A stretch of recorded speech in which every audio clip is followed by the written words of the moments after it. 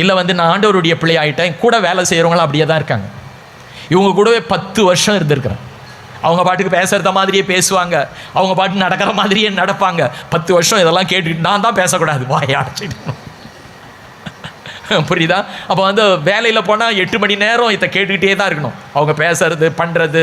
வீட்டுக்கு வந்தால் நமக்கு வந்து இல்லைன்ற பிரச்சனை, இது இல்லை, பருப்பு இல்லை, எண்ணெய் இல்லை, இது இல்லை, இதை வாங்கலை, அதை வாங்கலை, இன்னும் அரிசியை வாங்கலை, இது இங்கே பிரச்சனை. அதுக்கப்புறம் வந்து அந்த காம்பவுண்டில் இருக்கிற இடத்துல போனால் அங்கே பார்த்தா சண்டையும் தண்ணி அடிக்கிறவங்களும், அதனால் வந்து அவங்களுடைய பிரச்சனை வேறு.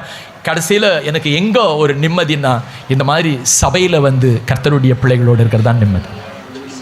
அதனால் நான் ஓடி வருவேன், ஜெப கூட்டம்னா ஓடி வருவேன். ஏன்னா இங்கே பிரச்சனை, புரியுதா? வேலையில் இப்படி இருக்குது, வீட்டில் போனால் அந்த மாதிரி இருக்குது, ஆனால் சபையில் போனால் நமக்கு ஒரு சமாதானம் இருக்குது. அதனால் ஆண்டவருடைய பிள்ளைங்க அங்கே இருக்கிறாங்கன்னு சொல்லி, அதனால் செவ்வாய்க்கிழமை இப்போ ஜெபன்னா ஓடுவேன், வியாழக்கிழமை பைபிள் ஸ்டடினா ஓடுவேன், ஞாயிற்றுக்கிழமை காலையில் முழுசும், ஞாயிற்றுக்கிழமை எல்லாம் சபையிலேயே கூட்டம் இருக்குதுன்னா அதுலேயே இருந்துடுவேன். அதுக்கப்புறம் போகலாம் வேலைக்கு திங்கக்கிழமை.